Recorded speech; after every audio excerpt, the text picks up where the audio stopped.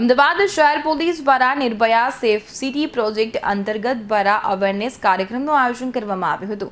બવન્સ college ખાતે આ કાર્યક્રમનું આયોજન કરવામાં આવ્યું હતું, જેમાં કોલેજના વિદ્યાર્થીઓ, કોલેજના સ્ટાફ હાજર રહ્યા હતા।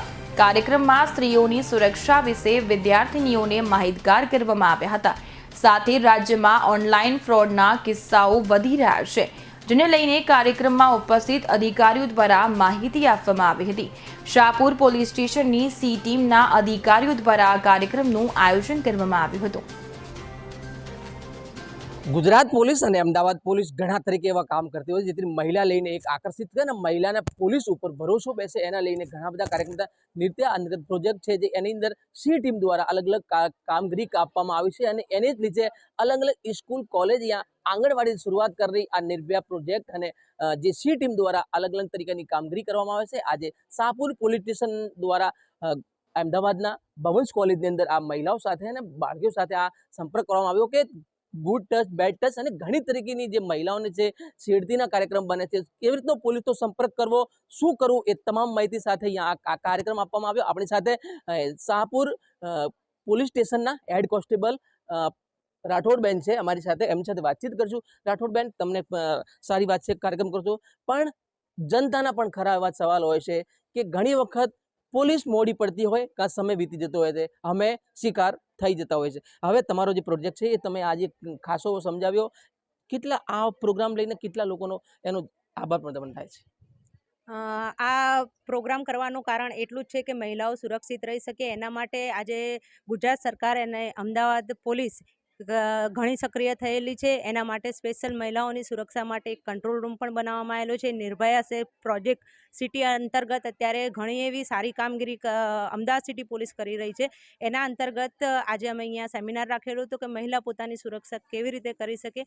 1091 નંબરથી પણ અમે અવગત કર્યા એમને, 181 જે ટીમ જે કઈ રીતે કામગીરી કરે છે તે માટે પણ અમે અવગત કર્યા, અને સી ટીમ પોતાના પોલીસ સ્ટેશન વિસ્તારમાં કેવા પ્રકારની કામગીરી કરે છે, સિનિયર સિટીઝનો, બાળકો તેમજ મહિલાઓની સુરક્ષા માટે 24 કલાક માટે તેમના માટે તૈયાર રહે છે અને દરેક મહિલાઓ પોતાને સુરક્ષિત ફીલ કરે તે રીતનું આયોજન ગુજરાત પોલીસનું અને સ્પેશિયલ અમદાવાદ અમારા પોલીસ કમિશનર શ્રી નું રહેલું હોય છે। જે બાબતે અમે દરેક સ્કૂલોમાં અને દરેક કોલેજોમાં જઈને આ રીતે મહિલાઓની સુરક્ષા બાબતે અમે એક કાર્યક્રમ કરતા હોય છે। અને અમારી સાથે ટીમમાં 181 અભયમની ટીમ પણ સાથે હોય છે અને સાયબર એક્સપર્ટ ના સાગરભાઈ જોશી અત્યારે હાલ આપણી સાથે છે કે જે મોબાઈલનો ઉપયોગ કેટલા અંશે કરવો જોઈએ અને કઈ એની સેફટી અને શું કારણો છે। અને 1930 નંબર જે સાયબર ક્રાઇમ રિલેટેડ આપણી સાથે કોઈ પણ ફ્રોડ થતું હોય તો આપણે તરત જ તાત્કાલિક આપણે એ ફ્રોડ માટેથી 1930 નંબર જો ડાયલ કરીએ તો આપણને કેટલી સુરક્ષા અને કઈ રીતે હેલ્પ મળી રહેશે તે રીતનું પૂરેપૂરું અમે સેમિનાર કરીને મહિલાઓને અવગત કરીએ છીએ।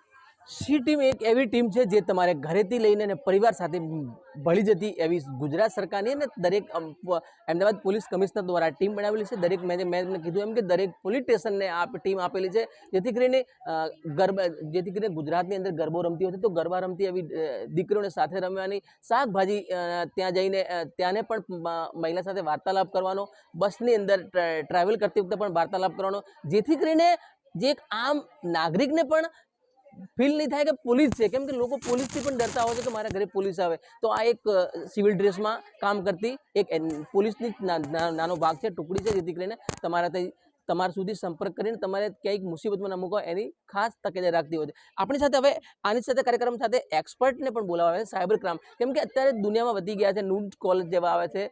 ઘણા લોકોને ગૃહમંત્રીજીએ કે ભાઈ આહવાન કર્યું હતું કે આવા ન્યૂઝ કોલને તમે ના રિસીવ કરો, જેથી કરીને લોકો એનો ભોગ ના બને। આપણી સાથે કેવી તરીકે આવા કોલનું ધ્યાન રાખવું એની લઈને આપણી સાથે સાયબર એક્સપર્ટ પણ છે આજે કે અત્યારે તમે સાયબર એક્સપર્ટ છો તો કેવી રીતના ખાસ કરીને કેવી જ પ્રકારના કેસીસ આવતા હોય છે લોકો સ્વીકાર થતા? અલગ અલગ, જેમ કે અત્યારે હાલ ટ્રેન્ડિંગમાં ડિજિટલ અરેસ્ટ ચાલી રહ્યું છે કે ઓનલાઈન તમારા ઘરમાં જ બેઠા જેમ તમને અરેસ્ટ કરવામાં આવતા હોય છે અલગ અલગ તરીકે। એ રીતના જેમ કે તમને ફેક નોટિફિકેશન, જેમ કે કોઈ સુપ્રીમ કોર્ટનો અરેસ્ટ જેમ કે અરેસ્ટ મેમો હોય, સમજો, એટલે અલગ અલગ પ્રકારે તમને અરેસ્ટ કરવામાં આવતા હોય છે ઓનલાઈન, કે તમે વિચારી ના શકો કે તમને એક રૂમની અંદર જ ઓનલાઈન અરેસ્ટ કર્યા હોય।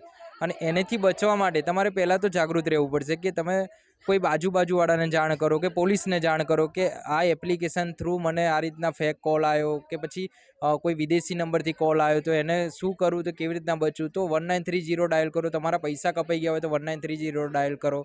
તો આવા કોલથી પહેલાં ક્રોસ વેરિફિકેશન કરો. જેમ કે તમારા જ નંબરથી તમને કોલ આવે તો તમે તરત એવું વિચારો કે હારું મારા નંબરથી કોલ આવ્યો, અથવા તમારા પરિવારના કોઈ નંબરથી કોલ આવતો હોય છે અને તમને એવું કહેવામાં આવે કે તમારા ફાધર છે કે તમારા મિત્ર છે કે તમારા ભાઈ છે એમનો એક્સિડન્ટ થઈ ગયો છે તો એને આટલા 5,000ની જરૂર છે, આ હોસ્પિટલમાં દાખલ કર્યા, તો પહેલાં તમે ક્રોસ ઇન્ક્વાયરી કરો, પછી જ એનો જવાબ આપીને પછી તમે એને ટ્રીક કરો. ડાયરેક્ટ તમે એને જવાબ આપીને પૈસા આપી દેશો તો તમારી જોડે સાયબર ક્રાઇમ બનવાનો તમે ભોગ બની શકો છો ગમે ત્યાં. તો સાયબર ક્રાઇમ પણ અત્યારે ઘણું એક્ટિવ છે અને ઘણા એવા કેસોને સોલ્વ કરી રહી છે અને એને એક્સપર્ટોને પણ એવી રીતના પબ્લિકમાં મૂકી રહ્યા છે જેથી કરીને પબ્લિક સાથે સીધા કનેક્ટ થાય અને આવા કાર્યક્રમનો રૂપરેખા રેખીને અંજામ આપી શકે. કેમેરા પર્સન અનિલ સાથે પારસ રાઠોડ, ભારત ટાઈમ્સ ન્યૂઝ, અમદાવાદ.